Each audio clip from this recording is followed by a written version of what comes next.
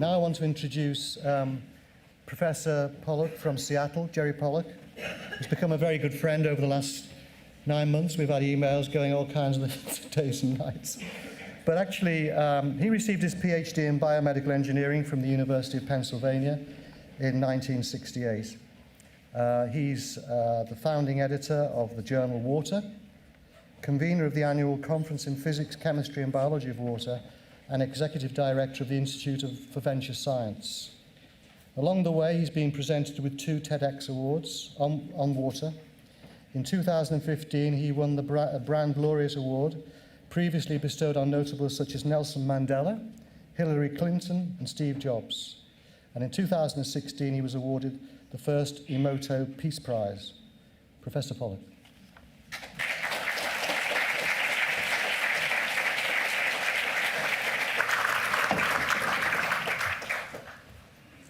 Thank you. Yeah.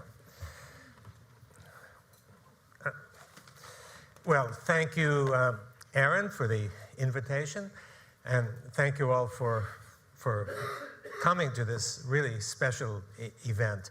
So I want to talk about the 4th phase of water, and particularly in general about water. Now, I think for many people, it must be that everything that there is to be known about water is already known, because it's such a simple molecule. It's been studied for eons, and surely by this time we must know everything that there is to know. I'm going to open with a few slides which I hope will demonstrate that there's a lot about water that we don't know at all. These are simple slides, and so we start with a very familiar scene, one cloud over a body of water. If you think about it for a moment, though, how is it possible that there's only one cloud above, because the water is evaporating from everywhere? There should be one continuous cloud at all times. Sometimes there is, if you live in Seattle. But more ordinarily, you see a cloud like this. And so what's the explanation for this? How do you get to it? How do you explain it? And also, I'm not going to talk about this, but what keeps the cloud floating in the sky? If you think about it, the cloud is water, little water droplets. And water is heavier than air. You expect that gravitation would be pulling the cloud down, but sometimes it does, but sometimes it doesn't. And what's the explanation for that? So this is water, and we really don't understand it. Here's another example. This is water droplets being released onto a surface of water, and you can see what happens. The two should coalesce instantly, but that doesn't always happen. This comes from our laboratory, and other people have reproduced this. It's not strange. So what's the explanation? You don't know? Okay, well, I'm not sure either, but okay, here's from Elmar Fuchs. 2 beakers of water, and the lips are touching one another.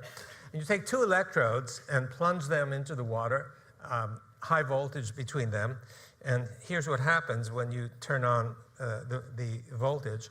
You get a bridge between the 2, and if you pull one beaker away from the other, see, you get a bridge that persists, and this bridge can persist for essentially indefinitely over a distance of up to 3 or 4 centimeters. So what's the explanation? It's not so obvious what the explanation is. That's water. You don't expect water to behave that way, but indeed it does. Now here's a 4th and final demonstration. So what you see here, that blue is a magnet. It's a superconducting magnet, and it's sitting just behind a trough filled with water. And the water is colored red for effect. And you turn on the superconducting magnet, and the water splits so that Moses could walk across the Red Sea.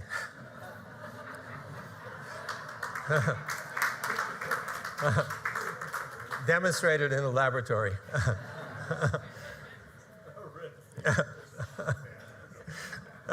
You've seen it. Okay. Well, my interest started with a guy named Gilbert Ling. Gilbert is now, if you do the arithmetic, he's 99 years old, alive and kicking. And by the time I met him, he'd already written 5 books, and I think 2 more, maybe 3 more since then. Gilbert was a scholar who came from China, the first group of scholars to come after World War II. And one of them, Yang, won a Nobel Prize in Physics, and they all thought that Gilbert was the cleverest of all of them. And Gilbert was controversial. Anybody who puts forward something unusual is controversial. And Gilbert provided evidence that the water inside the cell was not like the water sitting in a glass, but that the molecules of water were organized in some way. And I became seriously interested in this. We were studying muscles, and when people talk about muscles and muscle contraction, they talk about the proteins inside the muscle that give rise to contraction. But of course, muscle is mostly water, and not many people are thinking about the water that's inside. And so I began thinking about this and thinking about Gilbert's monumental work. And I decided that because Gilbert's work is sometimes he's a physical chemist, and his work can be understood by some physical chemists. It's not so obvious. And I decided to write a book, a kind of popular book, to popularize Gilbert Ling's ideas. And the book is called Cells, Gels, and the Engines of Life, and it came out in 2001. And it's really obvious how popular it is.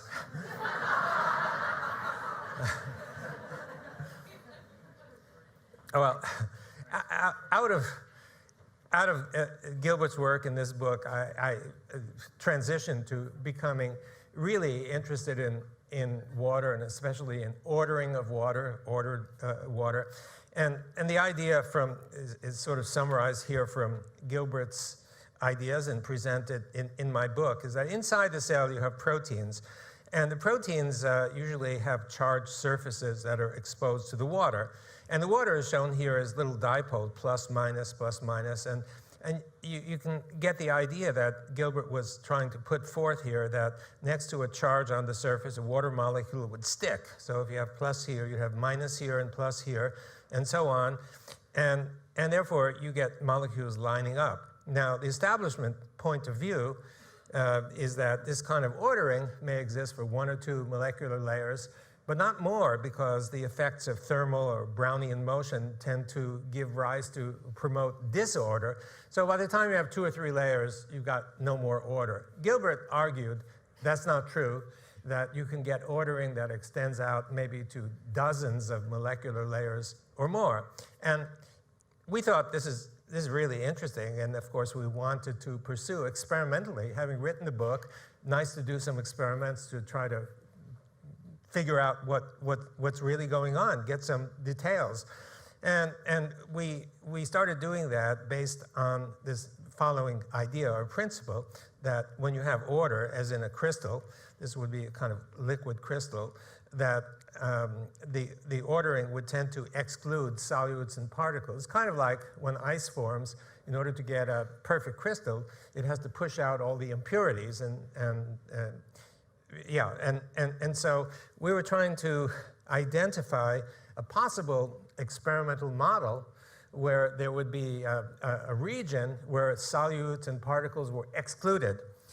And through some quirk, we found one, and this is one of the first slides. So into a chamber, which would cover the entire slide, you have a gel, and we put a gel there, and we added water and particles. And these particles were little spheres. They're called microspheres, and they're used widely by many scientists. You can see these little ones here. And we noticed very quickly that there was a zone where there were no particles. And this is a pretty big zone. Right here, you can see 10 micrometers. That may seem awfully small, but by molecular standards, it's pretty large. It turned out to be even more dramatic than that. If you watch the video, this is one of the first ones we took, you can see that it looks like something is growing and pushing the microspheres all the way out. And then the video stops here. And this zone here is about 50 micrometers, so it's a pretty huge zone. And we had the idea, maybe, possibly, this is a zone where the water molecules were ordered. We didn't have any evidence at the time, but it seemed to fit the general idea. Well, we began seeing this again and again and again, and a colleague from Australia said, you know, you ought to give it a name. And so he suggested the name exclusion zone because of obvious reasons. It excludes. And he said, well, one of the advantages of exclusion zone is EZ. It's easy to remember. So it doesn't work all over because some people use Z instead of Z. So, but easy anyway. Another example here is of the exclusion zone is a piece of naphion. Naphion as a polymer is a bit like Teflon, except that it has charge groups associated. And it comes in a nice, convenient, parenthesis, expensive sheet.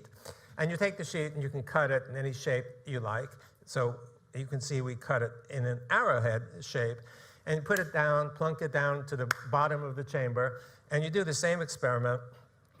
You have microspheres suspended in water, and then you have an exclusion zone that sits here. And again, you watch it as a function of time, and you see it grows. And in this case, it grows to 400 or 500 micrometers, very large, almost half a millimeter. And it does it reliably and consistently. And so we began using naphion quite a lot for many of the experiments because it's just so easy to use. You just take a sheet and cut it. Well, since we identified this, a lot of people have tried to duplicate it. And this is a partial list of people. This was put together about 6 or 7 years ago, and many people have actually done it. In fact, to my chagrin, it was published, the same experiment was published in 1970 by a Japanese group who were looking at the lens of the eye, both the natural lens of the eye and artificial lenses. And they did the same experiment. They put it in microsphere suspension, and they noticed a zone right next to it, roughly the same size as we found. So anyway, what we found is old hat. It's nothing new. So what I want to do is get to the basis of all this, and I want to answer 5 questions.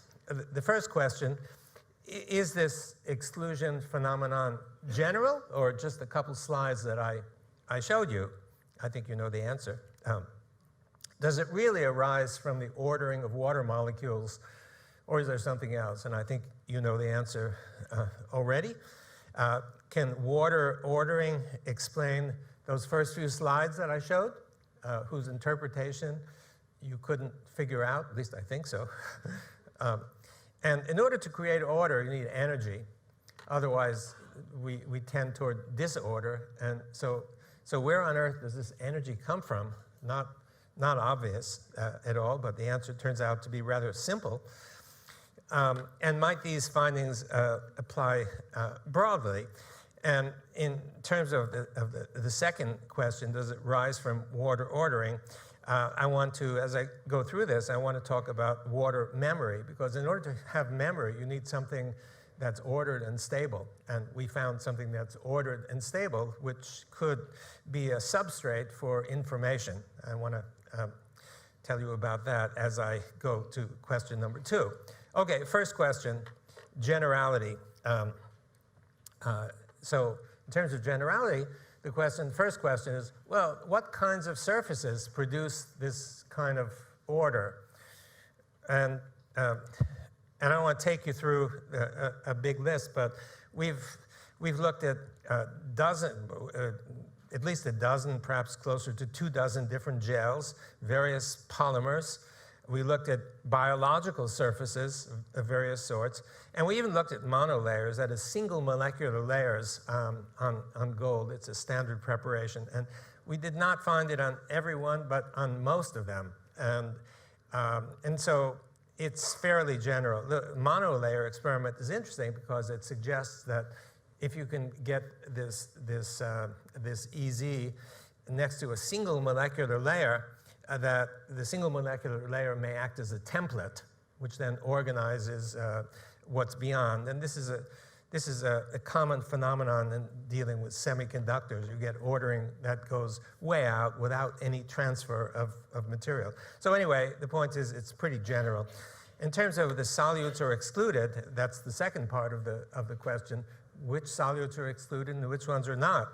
So we tried many substances, either suspended or dissolved in the water, starting from cells, for example, bacteria. They're out, large particles, small particles, big molecules like proteins and so excluded, down to rather small molecules. And when you get small enough, it becomes a real challenge to test to see whether they're excluded or not excluded. But here's an example of a dye which consists of molecules, a mixture of molecules that are roughly in the order of 100 Daltons molecular weight. And that's excluded. And I'll show you. And this is what we use as a dye.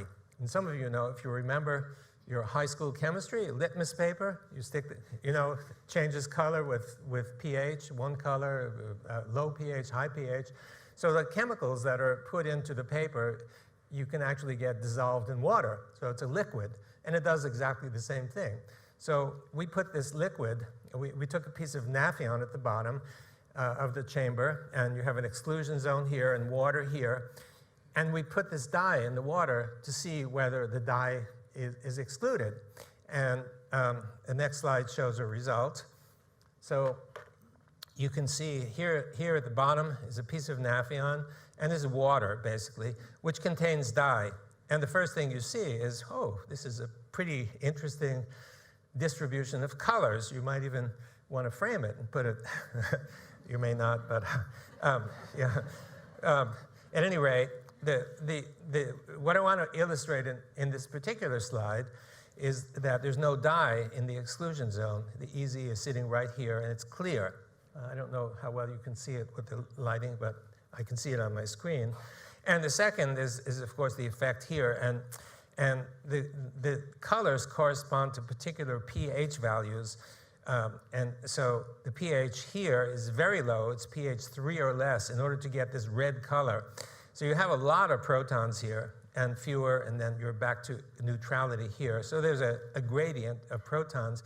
And these protons, this positively charged species, are very important, and I'll come back to it in a couple of slides. So, but for now, the most important thing is that these dyes, mixture of 5 or 6 chemicals, molecular weight, roughly 100 or so, are excluded from the exclusion zone.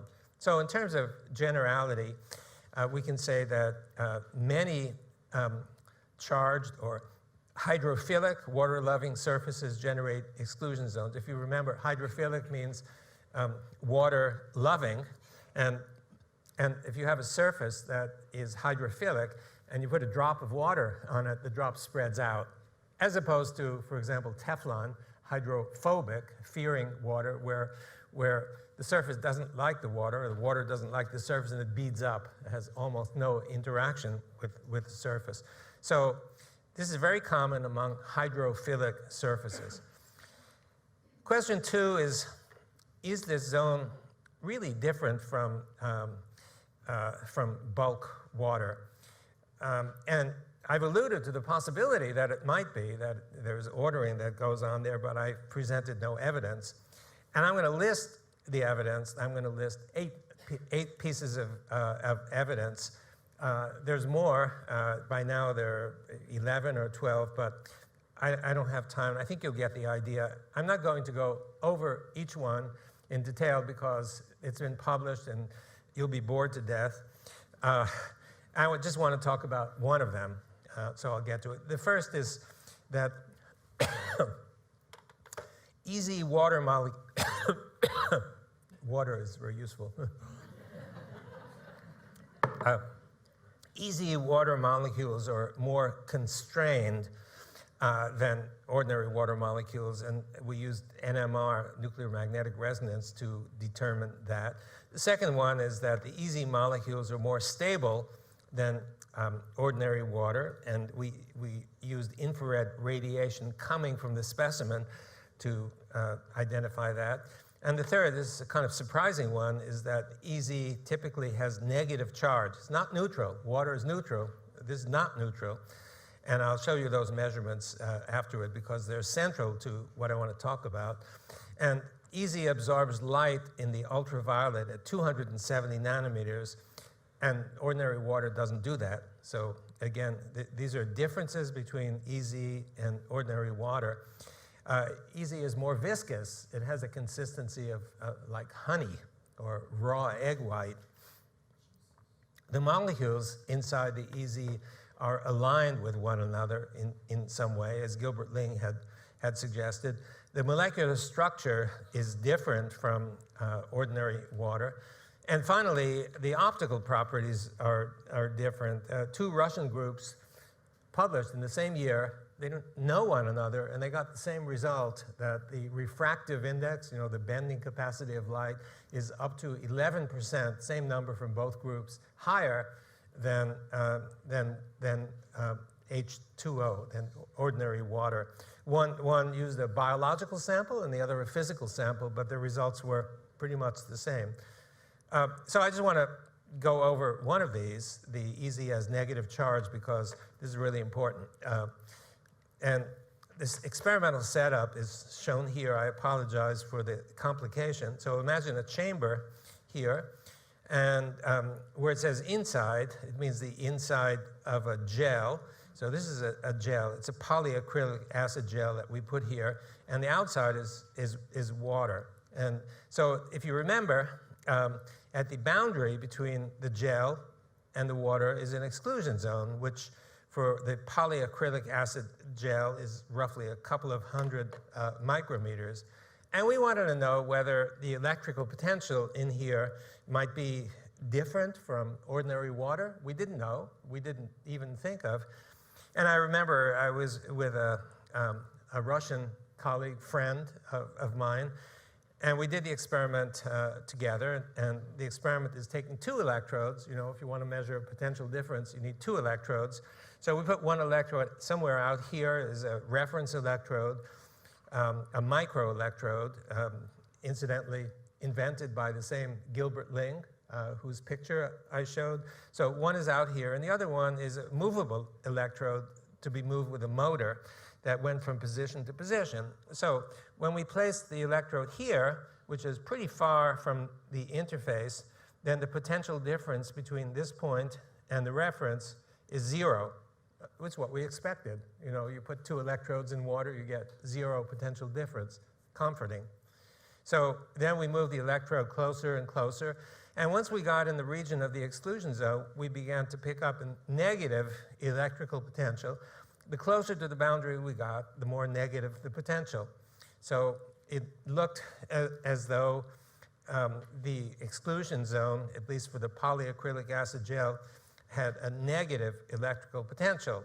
Now, it surprised us, and I remember that my friend Felix was surprised as well, and his wife, back in Russia, was doing pretty much the same kinds of experiments, experimenting with gels and microelectrodes. So he called, and he said, honey, or whatever the equivalent is in Russia, in Russian, would you please try the experiment? Within a few days, we were confirmed that the same phenomenon occurs in Russia as in Seattle. So we're happy about that. Then we thought, well, maybe there's something peculiar about this particular gel.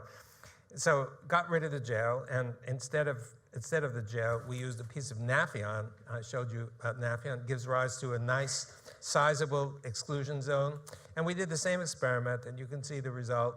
It's not, again, the exclusion zone is negatively charged. The correspondence is not perfect, but essentially the same result, that it's a negative electrical potential. So at any rate, it looked to us as though the exclusion zones were not neutral, as we expect, but negatively charged. We scratched our heads because this doesn't make any sense at all.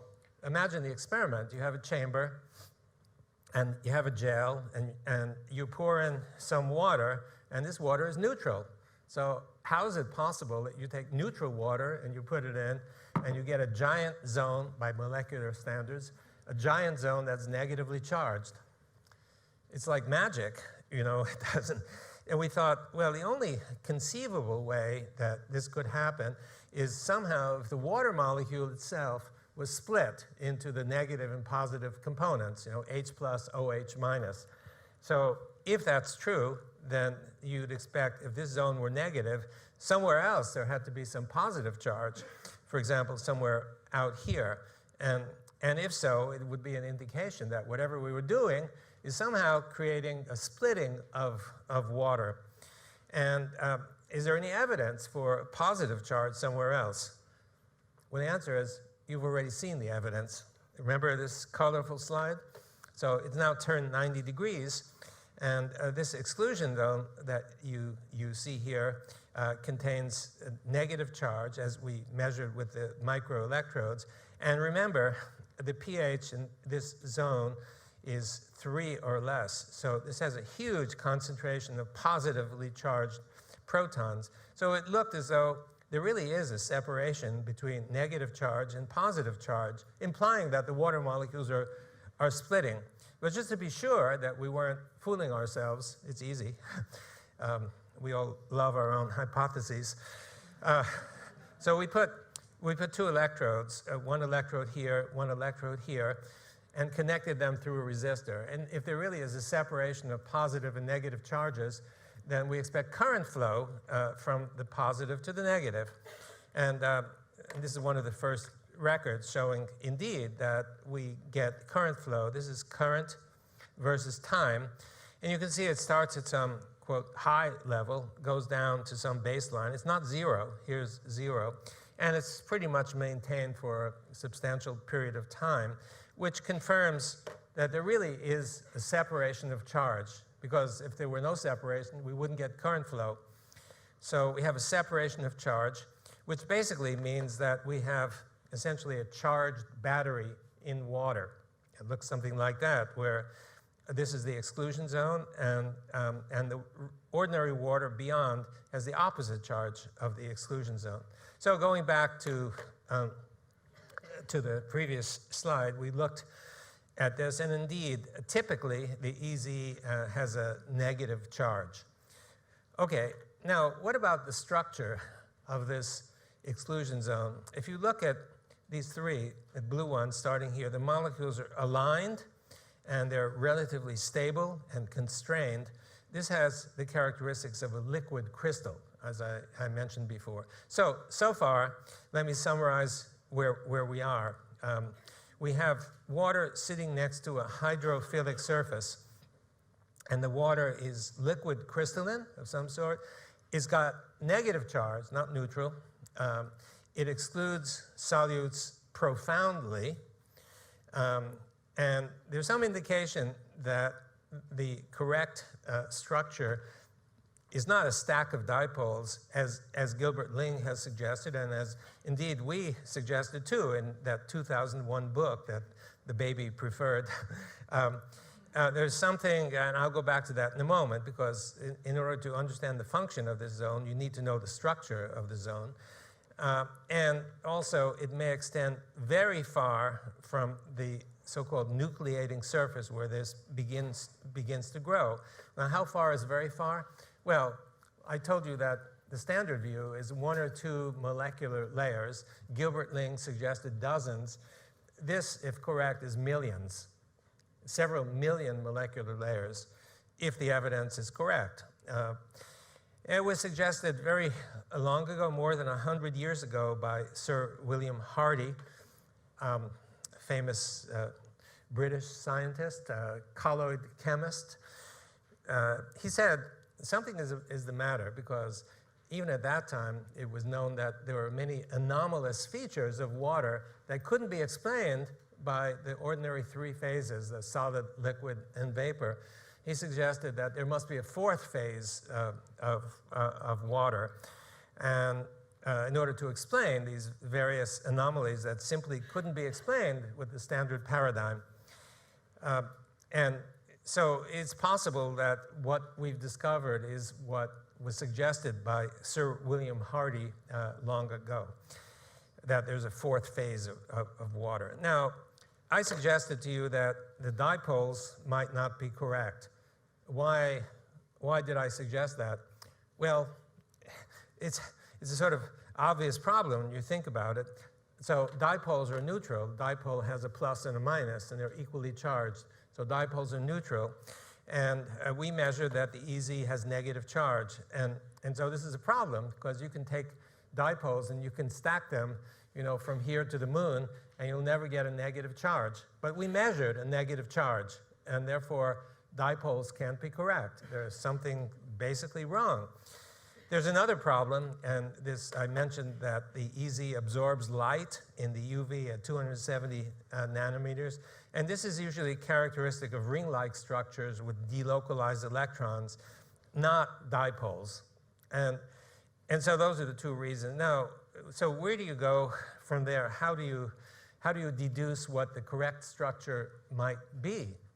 And what we thought is that the structure of the EZ should have some precedent. In other words, in all likelihood, the structure is going to be similar to another known structure of water. Not the same, but similar. So what structure of water do we know about? Well, certainly not vapor. We don't know about liquid water, surprisingly. There are many theories of the structure of this kind of water, and the only similarity among them is that the person putting forth the idea suggests that everybody else is wrong. Okay, so we a touch of arrogance there, but we don't know. But ice is different, because ice is a crystalline structure, and when something is ordered and crystalline, you can use diffraction to deduce what the structure is. And so we kind of started with this principle, and we said, let's take a look at ice. We know the structure of ice, and maybe the EZ structure is some variant on the structure of ice, better than pulling some arbitrary thing out of a hat. What's the structure of ice? Well, it looks something like this, and I promise you that ice is not red. But so the red ones here are oxygens, and the first thing you see is the characteristic honeycomb or hexagonal structure, and the second thing is that it occurs in sheets which are stacked on one another. And you'll also notice, those of you who are still awake, that it's not that ice has not only oxygen but hydrogen. So where are the hydrogens? Well, they're just omitted for clarity, but they would appear halfway between each pair of oxygen. So there's one here, here, here, and so on. Okay, so this is the structure. Now, if you look at this structure from a different angle, same structure, different angle, then you can see that ice is not only red but blue. So these blue dots here are protons, and the idea is that you have a positive proton cross-linking these negatively charged oxygens, and so basically what that does is it glues together these oxygens, and that's why ice is solid. So this is the structure of ice. So we had the idea, how can we modify this structure in such a way that it might conform to the properties of EZ that we would be expecting? And the obvious is to remove the protons. If we remove these blue dots here, then this structure goes from neutral to negatively charged, because we're pulling out positive charges. And that's what we want. We want negative charge. And also, since we're removing the glue that keeps these together, glued together, it's not a solid anymore. It's not rigid. And so we have a structure and the EZ is not rigid. It's kind of gel-like. And so for a good while, I thought we had it. I thought this made a lot of sense based on precedent. Until a colleague tapped me on the shoulder and said, well, good try, friend, but there's a minor problem, and that is it's impossible. Thank you very much. Why is it impossible? Well, it's impossible because if you pull out the positive charge, then you have two negative charges that repel one another, and because these two oxygens and others, of course, repel each other, the whole structure will fly apart. So minor problem, it's an impossible structure. So after a few weeks of antidepressants, I really thought we had something, but this criticism was pretty clear, and it made a lot of sense. I remember on a flight back from Japan to Seattle, right halfway through, thinking, I got it. And I think this structure that I'll show you in a moment has real promise. And so that is, you just take the two layers and shift them by a small amount, half of the oxygen-oxygen distance. So you see two layers here. The one closer to you has been shifted to the right by half of the oxygen-oxygen distance. And then you get something really nice, because then what you have is that you can see that the negative oxygen from the plane behind is aligned with the positive hydrogen in the plane closer to you, and they stick electrostatically. So you have plus and minus right next to each other. The same thing occurs here, and wherever you see a dashed circle, you have stickiness. So the planes now don't fly apart. They stick to one another, and they stick electrostatically. It's not a strong bond, it's a weak bond. And if you were to shear it enough, it would come loose. So think about egg white. Think about if you shear the egg white, raw egg white, just a little bit, it bounces back. But if you shear it enough, then it keeps flowing. And this structure would have exactly that characteristic. So we think we're on to something, and the way it would work is you have some hydrophilic material, the nucleating surface, next to water, and out of the water grow these layers, these EZ layers, one after another, and you can see it basically just keeps building up from the water. And if you look at more detail at the surface of one of these planes, it looks something like this. It's hexagonal, just like the ice. And if you count the number of oxygens and hydrogens in one unit cell, it turns out that it's not H2O anymore, it's actually H3O2. And so if you think about it, at first it's sort of jarring, and how could that be? But if you think about it, it can't be H2O because H2O is neutral, and this plane must be negatively charged to conform to the experimental results. So we think we have H3O2. If you had H4O2, it'd be neutral, but now you see it's negatively charged. Now, in order to achieve what we achieved, if you remember, what we did is we shifted one plane to the right by half of the oxygen-oxygen distance. And what happened is that, remember, the negative charge lined up with the positive, and the positive aligned with the negative. So you have stickiness at those points. But I didn't have to shift it to the right. I could have shifted it to the left, or I could have shifted it 60 degrees or 120 degrees and gotten the same result because of symmetry, right? So why is that important or useful? It's useful because with this flexibility to move this way, this way, this way, you can stack these to build interesting structures, and one of them is a helix. So here you can see a helix. This is the primary layer 0. Layer 1 is shifted to the right by 0 degrees, 60 degrees, 120 degrees, and so you get a nice helix. So why is the helix necessary? Why is it valuable? It's valuable because in biology, so many things are helical, right? So you'll hear about DNA from Professor Montagnier and RNA and helically oriented or helically wound proteins, of which there are many. And so it's known that next to these structures is some kind of structured or ordered water.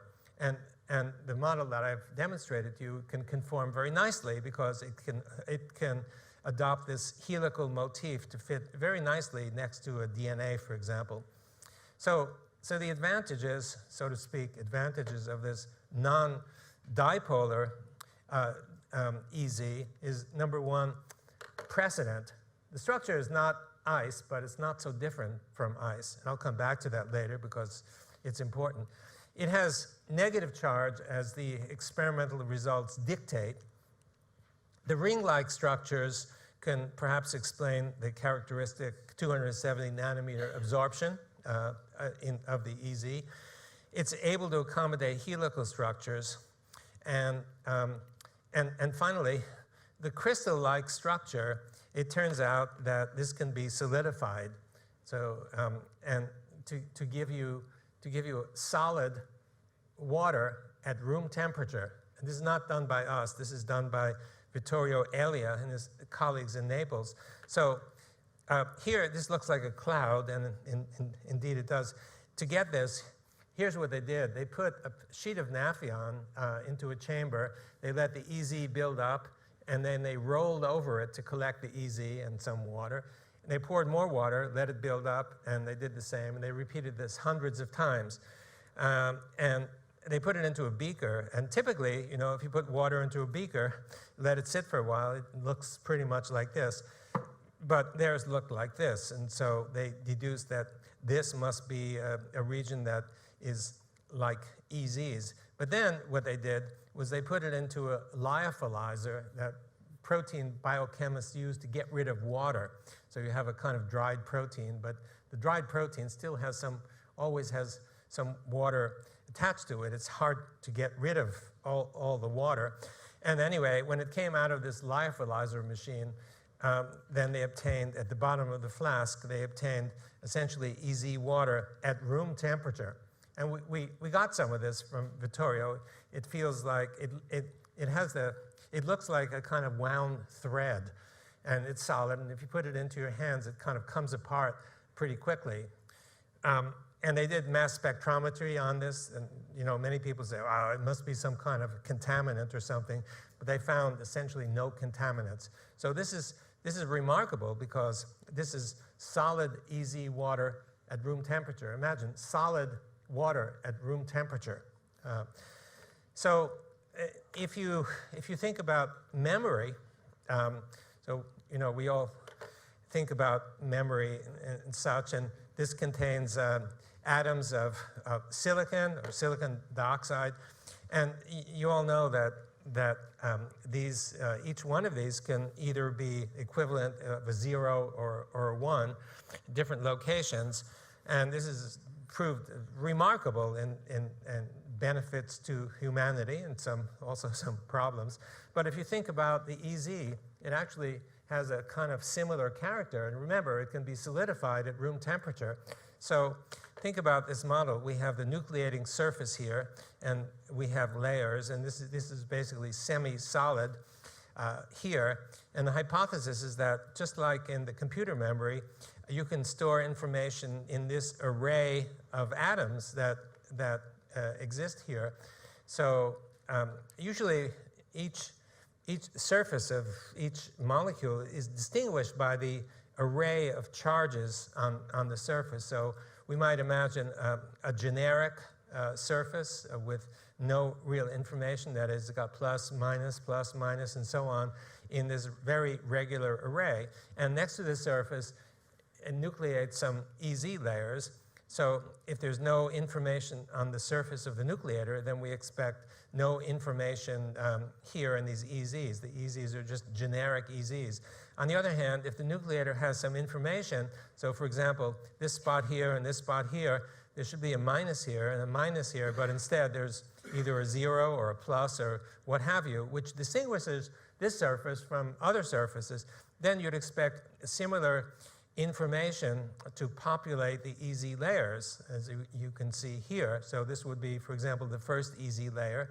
And these so-called defects could then propagate over many layers, and therefore you get information. So you go from a generic EZ to an EZ with some differences that convey information. Now, another way of imparting the information is through electromagnetic energy. So you take the water, you put electromagnetic information in, and you get some resonant vibratory modes, which then will vibrate at their frequency, and also you can get information out. So you can put information in and get information out, the information, the intermediate, being stored in the EZ. So input electromagnetic energy can create information. And how exactly does this happen? Well, we don't know, but you can imagine, for example, that EM waves could impact certain oxygen atoms, depending on the frequency and such, but not others. So you could imagine that this oxygen atom and this one are impacted by the electromagnetic energy. And here's the critical part, is that each oxygen atom has not 2 plus or minus, or 1 and 0, but 5 different oxidation states, -2, -1, 0, +1, +2. If you calculate the information storage capacity, I don't remember offhand, but it was something like 10 to the 8th or so greater than if you have only 2 states, 1 and 0. It's a huge difference of information capacity. So if you think about it, in huge information storage capacity, it not only can explain or potentially explain memory inside of water, but also it's possible that the information stored in easy water could eventually replace conventional information storage, in essence, an extension of Moore's law, where you get smaller and smaller and smaller each, I think, 18 months or so to store the same amount of information. And so, and the question that's of interest here is, will easy water retain information following succussions and dilutions? And you'll hear from Vladimir Vyakov this afternoon, who's going to be talking about that and talking about retaining so-called nano aggregates as you do dilutions. And I think it's possible that when you do a succussion, you shake it really violently. And we know about EZ that if you do that to EZ, it breaks up the EZ into little tiny bits each time you do that. And it doesn't require more than just a bit of shaking, but when you do this, for sure, the EZ is broken up into tiny little bits. And I think it's possible that these tiny little bits can explain some of what Vladimir will be talking about, the retaining of nano aggregates which may contain information. And as you dilute, since you have so many of those, this information should be retained after successive dilutions. So this could be really important in understanding about homeopathic dilutions and why you're not just diluting out, but you're retaining information. Now, I know that a lot of homeopathic dilutions are not in water, but in ethanol. We studied to see if ethanol also produces exclusion zones, and the answer is yes. So this is the ethanol volume fraction going from 0 all the way up to close to 100%. And you can see that in this particular experiment, the pure water gives you a roughly 80 micrometer exclusion zone. And as you change the fraction to get toward 100% ethanol, you still get an exclusion zone. It's less, it's about half the size with pure water. But the point is that if you use ethanol, you get an exclusion zone pretty much the same as water. And we haven't studied the structure in terms of ethanol, but it looks as though there's a kind of similarity between the two. So any argument that is based on the idea that homeopathy is often in ethanol rather than in water, I think this would tend to dispel. So the answer to question 2, and I'm sorry this has been a long segment, that question, is the EZ physically distinct from bulk? The answer is yes. Seems to be a layered honeycomb structure, and it has information storage capacity. Now, question 3, can crystalline water explain counterintuitive anomalies like the ones we started with? What behavior do we expect from a crystal? Well, one of them is that crystalline elements stick together.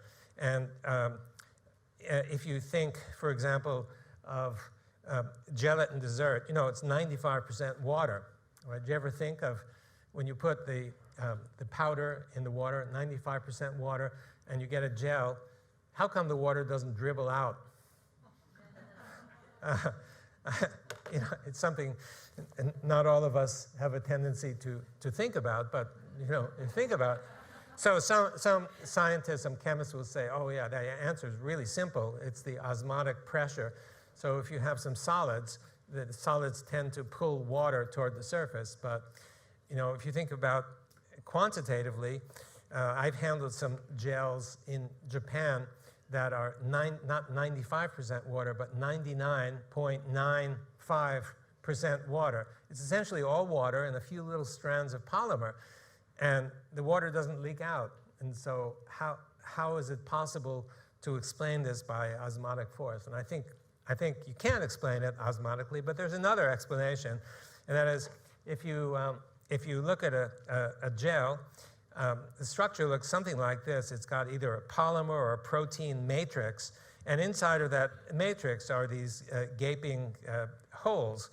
And what are the holes filled with? Well, in a hydrogel, just like ordinary gelatin dessert, the space is filled with water. But what kind of water? Well, we know that if these surfaces are hydrophilic, which they are in the gel, that they're going to take the water and convert the water into EZ. So you get layers, 1 layer, 2 layers, 3 layers. So the water that's inside here is not ordinary H2O, it's EZ water. And by the way, if you stick an electrode in, you get a negative electrical potential inside the gel, just like in the cell. And we know that EZ water is gel-like. And so if you ever ask yourself, how do you get this weird consistency that you see in, for example, raw egg white? It's sort of, I don't know, first time my mother showed it to me, I thought it was kind of disgusting. But anyway, I think the answer is nothing to do specifically with the matrix, but has to do with the water. The water, which is a major part of it, has gel-like, EZ has gel-like properties, and that's why the gel has the feel that it does. Now, another question is what about the surface of the water? Some of you know you floated a pin or a paper clip on the top of the water. You place it carefully and it floats, but it shouldn't float because it's more dense than water, but it does float. If you put it beneath the surface, it sinks, but on the surface, it can float. And so you may think, oh, it has something to do with surface tension. But surface tension affects one molecular layer on the top. And the question is can you really explain this phenomenon like what you see here, which is an old Hungarian coin with one molecular layer? And so we investigated to see what happens at the surface of water. And we found that the EZ water appears to grow at the air-water interface. And the next slide will show you what's going on. So what you see here is a chamber, and this chamber is built of 2 pieces of glass brought together and sealed around the edges to make a chamber. And then you pour into it water and microspheres, just the standard stuff that I've been showing you, and it's cloudy because the microspheres scatter light. So you have air here, and then you have the meniscus sitting here. And what we found is that you get a clear zone that builds up in a matter of 15 or 20 minutes or so, and the clear zone is essentially microsphere free, and so it looks similar to the EZ.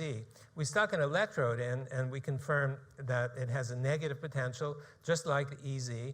And then in the next slide, I'm going to show you that the behavior of this negatively charged looks like EZ. It behaves like a thick gel-like band, not like ordinary water. And so it's shown here. Here are the microspheres in the water, and here's the clear zone.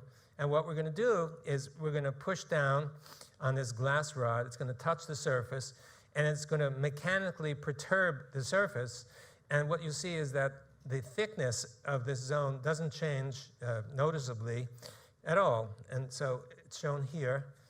So you're perturbing the surface mechanically, move it back and forth, and this zone behaves like a coherent gel-like zone rather than ordinary water. So we've concluded that you have many structural layers that create the high surface tension, EZ-like layers, not just a single molecular layer. And this is essentially EZ that occurs at the surface. And that may help explain this slide, which some of you have seen before. This is a lizard in Central America, our neighbor, and it sits on a branch of a tree. And when it gets the urge, who knows what the urge is exactly, it jumps from there and it walks on the water. And because it walks on water, it's known as the Jesus Christ lizard. And you can see it here. And the question is, can you explain this by one molecular layer or I think better, you can explain it by a thick layer with many millions of layers. And the same thing, remember the water dropping on the surface? Remember, it doesn't coalesce instantly. So remember, the water that's sitting down here is exposed to the air. And the air-water interface, as I showed you, has a thick EZ at the surface. And pretty much the same occurs here because this droplet of water is interfacing with the air. The pendant droplet is sitting there for a while, and so you get an EZ that forms around the droplet and also down here. So when the droplet falls on the water, it's not water meeting water, it's EZ meeting EZ, you see. And it takes some time for this to be breached, and I think this is the reason why you see what you see, which is characteristically approximately 5 stages, boop, boop, boop, boop, boop, a little kind of dance that it does. So another point is that crystals can be stiff. Some of you have crystals of a ring or some jewelry, and you know that these crystals are stiff. Some are less stiff, but some of you have played around with salt crystals or sugar crystals, and they basically stiffen. And so if you go back to this structure and think about how come this can persist. I mean, this has huge stiffness. You can calculate the stiffness based on the length, the amount of droop, the thickness of this, and it's very stiff. You can almost walk across it. And how do you explain this? Ordinary water doesn't behave like this. You've never seen water behave, but if you have a crystalline kind of water, under the right circumstances, it can become stiff. So the answer to question 3 is yes. Liquid crystalline water explains many anomalies. Now, the critical question is, what charges this water battery? So we have EZ negative, and you have the positive zone right next to it. So it's like a battery. Every battery needs charging. Your cell phone battery will run down, and you have to charge it again. So where does the energy come from? And I must admit that this was a seriously confounding problem for us. We couldn't figure out the answer to that question. You know, obviously you can't plug the chamber into the mains and get some voltage there. So where on earth does it come from? And it took us a few years to figure out the answer. But I got to tell you that I asked the question when I'm teaching the students. I usually give a kind of introductory lecture to this stuff. And I asked the question the same as I would ask to you, where does the energy come from? And one of the students timidly raises his hand and comes up with the right answer. And we quickly got this guy to work in the laboratory. It took us years, but and the answer is that it comes from light, incident radiant energy. How did we find out? Well, it was one of the students working in the lab. We have a lot of undergraduates who like to volunteer and work in the laboratory. And the student will typically be assigned to a project. We discuss one project, and they can give them a choice, and they choose something. But they often deviate. And you know, I pretend that I don't like when they deviate, but actually I do like when they deviate because sometimes they find something interesting. So this student is sitting on the bench, and he's got a chamber here, and there was a gooseneck lamp. So he shines the light on the chamber, and here's what he found. This is actually real data. This is not real, but he shined the lamp. And so this is a piece of Naphion, and here's the exclusion zone, and here are the microspheres. And in the region that was illuminated, he could see the EZ growing like that. And if you pulled the lamp away, it would collapse back down to a straight EZ running across, time constant of 15 minutes or 20 minutes or so. So it didn't take a rocket scientist to figure out that, you know, if you shine the light and it gets bigger, that maybe light is responsible for growing this exclusion zone, or I guess as physicists would say, electromagnetic energy, which encompasses visible light plus other wavelengths. Well, naturally, we were excited by this observation, and we did real experiments. And I show it in a small panel because I don't want to spend time on it, but basically this is wavelength, and this is EZ expansion, and there's a peak over here. And the peak is actually much higher, but for technical reasons, it's here. And this peak is at a wavelength of 3,000 nanometers, or 3 micrometers. That's in the infrared, not visible. So we went from UV all the way to visible and infrared. And infrared is by far the most effective. And so, yeah, here. So where does infrared come from? You know, many people are not aware. We think of infrared, we turn on the toaster, you know, and it glows, the coils glow bright orange, and we think we're getting heat and we're getting infrared energy from that. But actually, infrared is far more common. If we were to turn off the projector here, it's pretty dark. We wouldn't be able to see anything. However, if I whip out my camera from my smartphone, which I don't have any, but we would get nothing. But if I took an infrared camera instead of a smartphone camera, the sensor is sensitive to infrared. I get a beautiful image of all of you, even though it's dark in the room. You know, I'd be able to see your tie and your watch and the seat and my wife's necklace. And yeah, no problem at all, because everything is generating infrared energy. It's all over. It's actually, you might say it's free energy, literally free, because we don't have to pay a nickel for it. It's absolutely free. So it's there all the time. And since it's there all the time, it must be that EZ is prominent, is present all the time.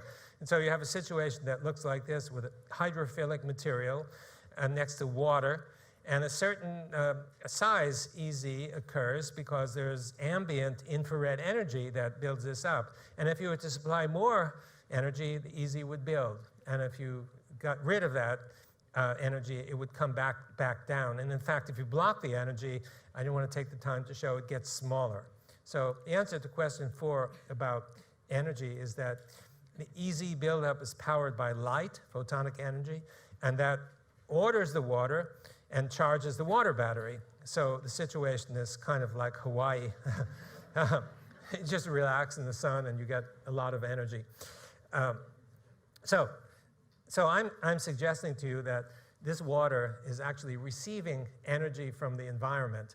And so if it's receiving energy from the environment, you'd expect that you ought to be able to capture the energy in some way. But I think not one of you has ever seen a glass of water doing work, right? And I'm going to show you that a glass of water can do work. You can actually harvest the energy that you get from this kind of battery. And the situation is like this. So we took a piece of a tube made of naphthalene, just like a straw. We found that we could get it, and since we got it, we thought, hey, let's play with it. And one of the undergraduates was playing with it, and I asked the undergraduates to see if the tube, just like the flat sheet of naphthalene, could grow an exclusion zone right next to it, outside and perhaps inside. And the student was playing with it, and one day the student came running into my office, and I had someone sitting in the office. I don't remember who it was because I think it was an important person, but the student came barging in. He didn't care that the person was important or not important, and he said, do you mind, I found something that you might find interesting. And I actually didn't mind, and he came and he said, you know, I found that the water keeps running through the tube and it never stops.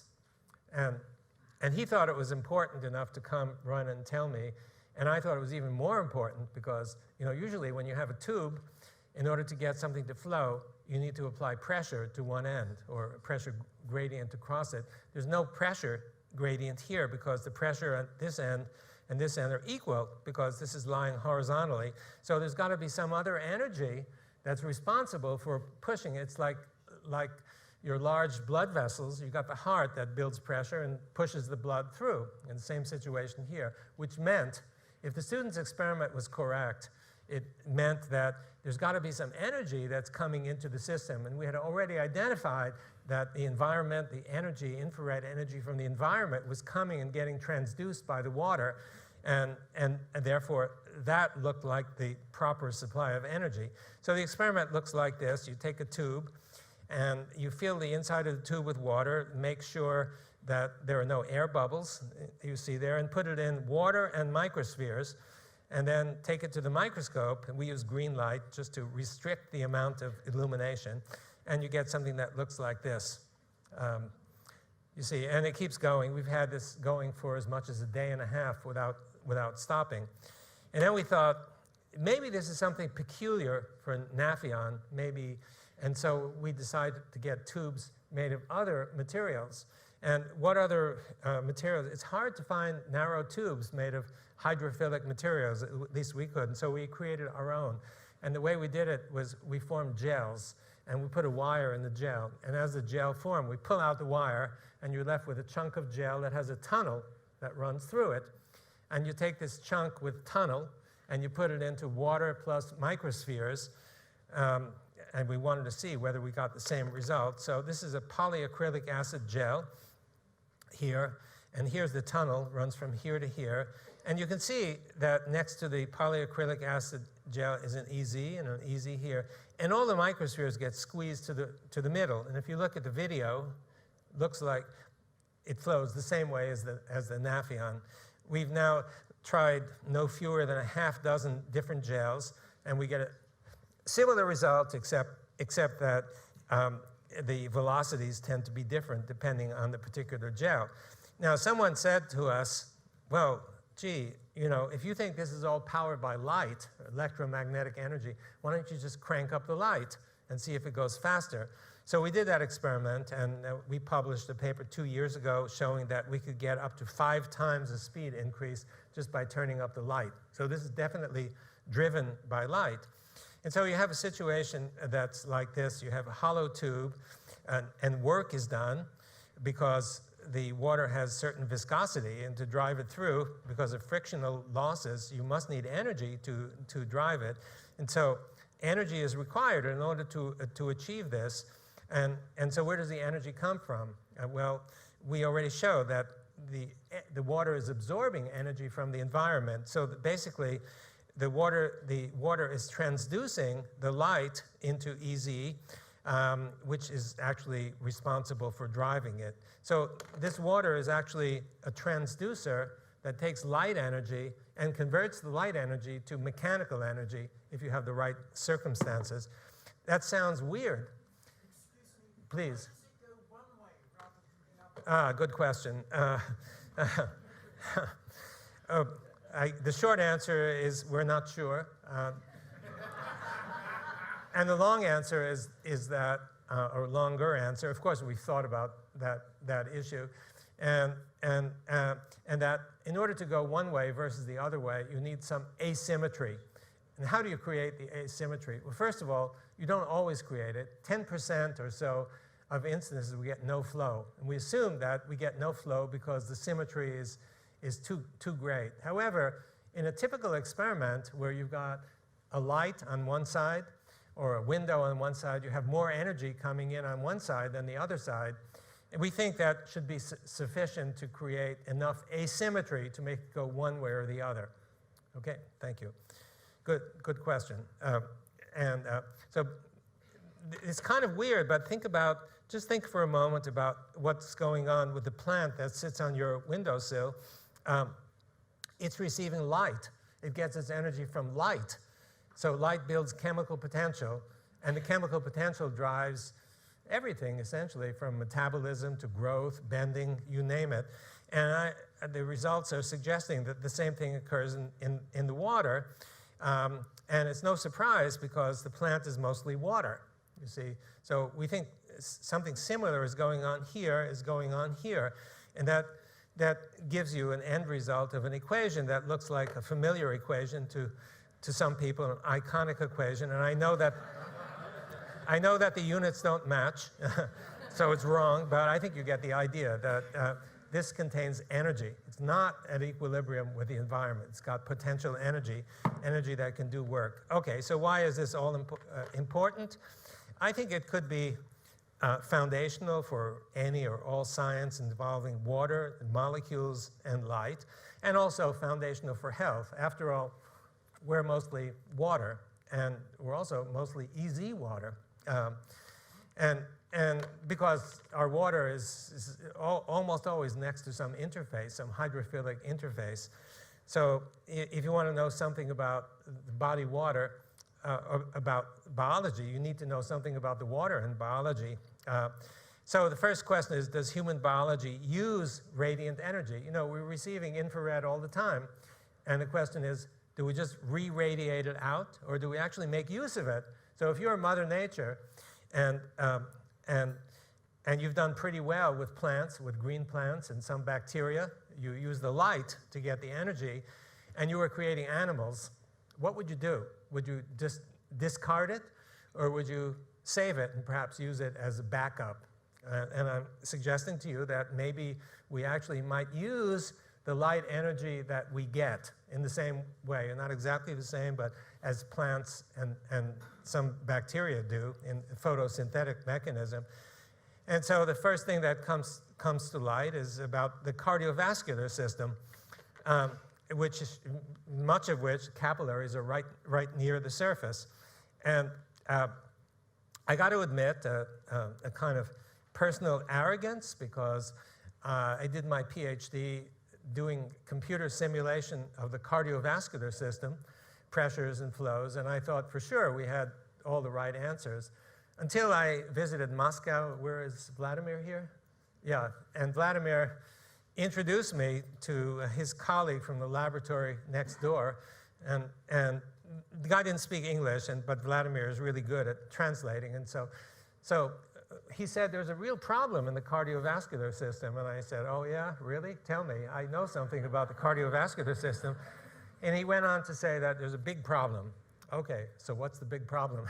The big problem is that you have capillaries, and the diameter of the capillary is, in healthy young adults, not me, but down to 3 or 4 micrometers. But the red blood cells that need to go through are 6 or 7 micrometers. You know, so it's like taking a football through a narrow pipe. You got to push it through, and in order to get it through, the red blood cells have to bend. And in order to do this, you need energy to pushing this squinched red blood cell through. So he said he calculated how much energy would be required, or how much pressure the heart would need to develop if the heart were fully responsible for pushing it through. And he calculated that it would need to generate a pressure of something like 1 million times the pressure that we generated. That would be really high blood pressure. So in most of us, that obviously doesn't happen, you see. So there's got to be some more energy. And he was speculating about various kinds of energy from bubbles and other things. And I'm kind of thinking that, you know, it's pretty interesting, because we know we take a tube, we put it in water, and you get what looks like spontaneous flow. And so I'm wondering, is it possible that the same mechanism might operate in your and my cardiovascular system? And so that's what we look toward. Now this just gives an example. These are muscle striations, and you can see blood vessels that run through. Now the red blood cells are supposed to look like this, but as they pass through, you can see they're squinched down to the kind of shape. In order to get through, you've got to do that, and that's what requires energy. And so you can look at a video and see how this happens. And the guy over in the center is having real trouble getting through, and you know, it's difficult to push it through. And so we're wondering, since radiant energy, light, drives flow through the tube, might radiant energy help drive blood flow in our vessels? And so we had a piece of evidence from an Israeli group that was doing an experiment in mice, and they were examining blood flow in capillaries using optical coherence tomography, an advanced optical technique. And after they did their experiment, they properly sacrificed the mouse by clamping the aorta, and the mouse complied by dying within 10 seconds, but they found that the flow didn't stop. This was a surprise. It was greatly reduced in flow velocity, but it didn't stop, and it went on for more than 1 hour. And they did the experiment again, and they got the same result. They repeated it 10 times, and they got a similar result. And we've since found out that there are other groups who reported scattered over the literature over many years, who reported the same thing, that when the heart stops beating, the flow doesn't stop. So we confirmed it in our experiments, and we wanted to test whether to see whether the same mechanism that we found in the chamber might be applying in the heart. And the signature of this phenomenon is that if you apply infrared, it gets faster. So we did the experiment. We took a chick embryo. You can see the eggshell here, and the top of the eggshell is removed, and you can see the embryo here. This is 3 days old. This is the beginning cardiovascular system before much has developed. And this is done by a student in my laboratory. And this is time, and this is flow. So you stop the heart, and he does that by applying potassium chloride. And after the heart is stopped, the velocity goes down, but it's not zero. It maintains itself for some period. And we wanted to see if we turn on the infrared light, does it grow faster? And you can see that it does. It increases by 3 times or so, and then you turn it off, and it goes back to the control. So we think that this mechanism is actually operating in our cardiovascular system. And the infrared energy that's driving it could come from outside, but also all the metabolic reactions that are occurring inside of our body are generating heat and therefore infrared. So the heat that our body generates is not necessarily going to waste. It's going possibly to power blood flow in our capillaries, to augment the power that's generated by the heart. So yes, now does this radiant energy apply only to the cardiovascular system or other cells in our body? And I think the answer is yes. We use this energy in all the cells of our body. And let me explain how I think this is occurring, because it's very important. You know, we think that the only energy we get is from food, but I'm suggesting to you that we may get energy from light in a way similar to plants. And so if you think about the cell, here's a membrane, and here are some macromolecules. And the surfaces of these molecules are typically hydrophilic over most of their surface, and therefore they generate negatively charged EZ water. The cell is very crowded. Even this underestimates the crowdedness of the cell. So basically it's filled with EZ water. And as I mentioned, if you stick an electrode in, you measure negative electrical potential. There are conventional explanations for it, but I think the correct explanation is that the water is negatively charged, and that's why the cell is negatively charged.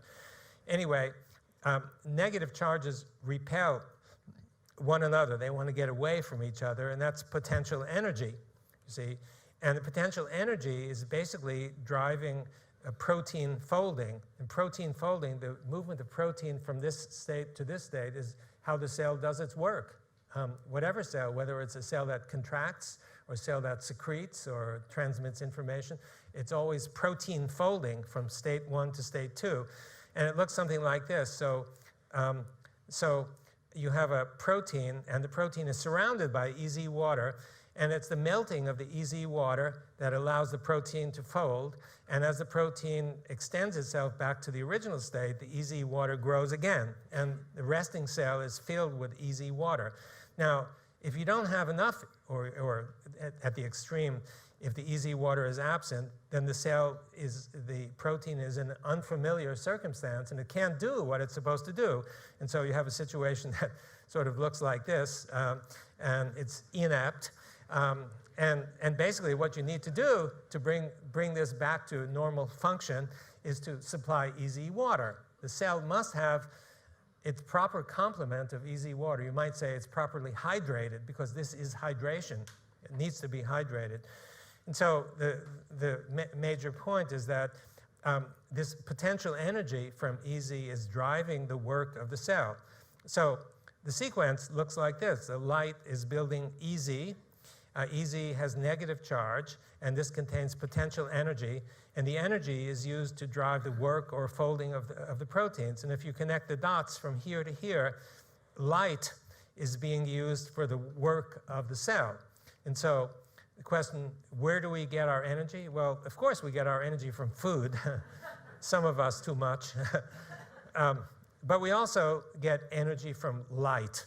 And the light is basically absorbed by the water and builds EZ water, which gives us energy. So it's not just the food, it's also the light that gives us energy. Should this matter to you? Well, yeah, water matters and light matters. And so if you think about health, and and maintaining health, one approach is asking what builds easy water in your cells. And so one thing that helps build is to drink water, because water is the raw material for building easy water. So if you don't drink enough, you don't get enough, and your function goes down. So you need to make sure you drink enough. Another is green juicing. I know some of you know about that. You take the plant, a fresh plant, and you squeeze the juice out of it. So what is this juice that you're squeezing and drinking? It's the juice it's the inside of the plant cells. And the inside of the plant cells, like the inside of your cells, contains easy water. We tested this and checked it. So you're basically drinking easy water. And what could be better than replenishing the original with easy water from somewhere else? So that's why many practitioners report that one quick way of regaining health is by drinking juice from plants, from raw plants. There are also a lot of material back from Ayurvedic times and beyond, substances that have been known for a long time to promote health, and promote health over the entire body, not just in one organ or organism. And we tested these. We tested turmeric, coconut water, coconut oil, ghee, half dozen of these, and we found that all of them build easy water. If you take a poison, on the other hand, like glyphosate, which is in Roundup, it does nothing but diminish easy water, you see. So it may be that these agents that have been known for so long to promote health by actually increasing the hydration of the cell. Sunshine, if you're from Seattle, you crave it. And we walk outside, we see the sunshine, we feel good, we think it's psychological, but the light builds easy water, you see, and this could be the reason. And then it comes to the sauna. Infrared light, we know it feels good. You come out of the sauna, you walk in a wreck with muscle aches and pains and a headache and feeling tired. You come out after and you feel like €1,000,000 or pounds or dollars. And the question is, well, how come? Well, the sauna is generating infrared energy. Your body is absorbing infrared energy. The infrared energy builds easy water. And if you build easy water back to the proper amounts, then your organs are functioning properly and you feel good. And finally, there are more, but earthing. What about earthing? Connecting yourself either to the earth, either by walking barefoot on the beach or using other ways to connect yourself to the earth, which we don't ordinarily do. Well, the earth is filled with negative charge. I didn't know this until recently, but you can find it in Feynman's lectures and such, that the earth has a net negative charge. And so by connecting yourself to this net negative charge, you're allowing the negative charge to seep into your body. And what negative charge does is build easy water, which has negative charge. So this is another possible way. So I've just listed a half dozen simple ways that are actually known to promote health. And I think there's a common mechanism for all of these. And the common mechanism is the buildup of easy water, which you need for function. So I'm not suggesting that we photosynthesize. But I'm suggesting that we use light. And those of you who know about photosynthesis, step one in the 20 or so steps of photosynthesis, step one is the light splits water into negative and positive components. That's exactly what we found here. So what we found could be a kind of generic photosynthesis. Now, finally, practical applications. If this stuff is not practical, maybe what's practical? So one of them is getting energy from sunlight and water. And this situation, by now, you're familiar with it. And so we put one electrode here, and in theory, we ought to get electrical energy out of it. And I showed you a record showing current flow between the two. And one of my students, Kurt Kung, has actually implemented this, and this is his setup. So here you have not one chamber with Nafion, but I think about 100 or so with Nafion. This is a switch, and this is a magnifier, and there's an LED that sits under, and when you flip the switch, you can see the light goes on. So we're getting electrical energy out of water. It's water and light. It's transducing energy from the environment to give you electrical energy. So this is one of the outcomes that we're pursuing. We have a company, no surprise, it's called Fourth Phase Incorporated. That was not my idea. And we're pursuing this and also pursuing getting drinking water from contaminated water. And you may have surmised that there's a kind of simple way to do this. So basically the heart of this is a tube of Naphion. And flow goes into the tube, and this flow may contain water with all kinds of junk in it, contaminants, and as representative junk, we use microspheres, the little particles that I showed you. And remember, there's an exclusion zone here and an exclusion zone here, pushes all the particles to the center, and what we have is we built this so-called differential extractor, which is a fancy name for two concentric tubes. And the first one collects the water at the center and dumps it, and the other one collects the water from the periphery, which is EZ water, and you can see that there are fewer microspheres here than here, and we've been able to achieve in a single pass, we've been able to achieve a separation of 200 to 1. And of course, the amount of water that this produces is maybe just enough to satisfy the thirst of a flea, but we've improved it, and now we can collect a lot more water. And the dream that we have is being able to put salt water in and get the salt dumped here and the pure water coming out this way. We have some experiments that the company is doing which suggest that there is the possibility, but the results so far have been somewhat inconsistent, and so we're working on this right now. Anyway, those are two potential applications of the science that we've done. So I will conclude by saying the main point in general is that we think that water has not 3 phases, but 4 phases. The 3 conventional ones are ice and water and vapor, but we've found evidence for an EZ phase. And I put the EZ phase in between the ice and the water. If you remember, the structure of this, or at least the deduced structure, is not so different from the structure of ice. And we have now experimental evidence that if you want to freeze the water, you start reducing the temperature, and as you reduce the temperature, the EZ grows, and then the EZ is actually converted to ice. And if you melt the ice, again, evidence that the ice first turns into EZ water, which is why many people like to drink freshly melted ice, which then converts into ordinary water. So this is a necessary intermediate between here and here. And so what I presented to you, I think, has broad implications. To summarize, the central point is that this water is receiving radiant energy from the environment all the time. And there are biological applications. I gave you one example about blood flow in the cardiovascular system, and yours in mind, which the evidence suggests is partially driven by radiant energy from outside. And in terms of chemistry, if you read the chemistry books, you can look at the interpretations of all the reactions, but in no interpretation is the effect of light or EZ water or a separation of charge discussed at all. So it might be that some, maybe many, reactions will need to be reconsidered interpretation. In terms of weather, next book coming soon, we think of weather in terms of pressure and temperature. And I will like to demonstrate to you, and this is a next book, a different talk, that charge in the atmosphere and the clouds is far more important than any of these variables. And if you really want to understand weather, you need to start with that kind of premise. And EZ water is stored in clouds, just like you saw a beaker containing clear water and clouds of EZ water at the center. In terms of health, water is critically important, and since most of the water inside the body is EZ water, in order to understand the basis of health, you really need to understand the dynamics of EZ water.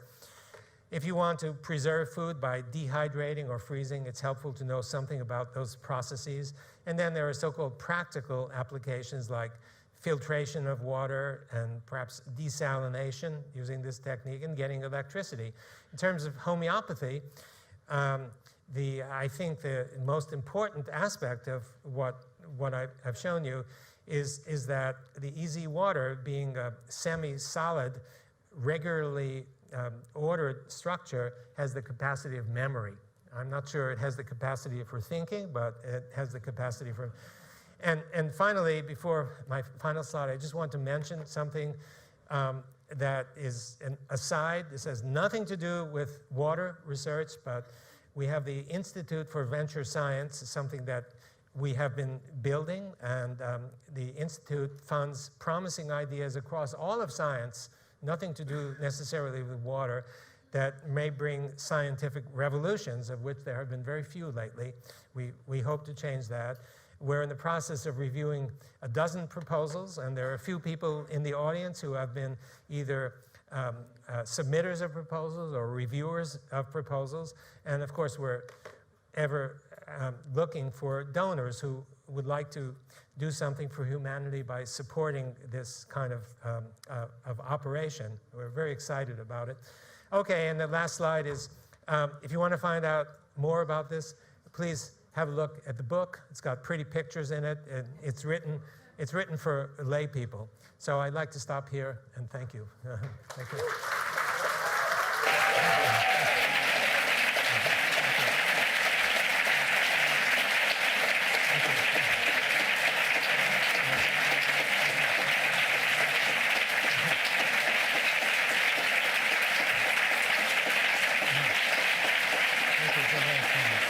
Thank you.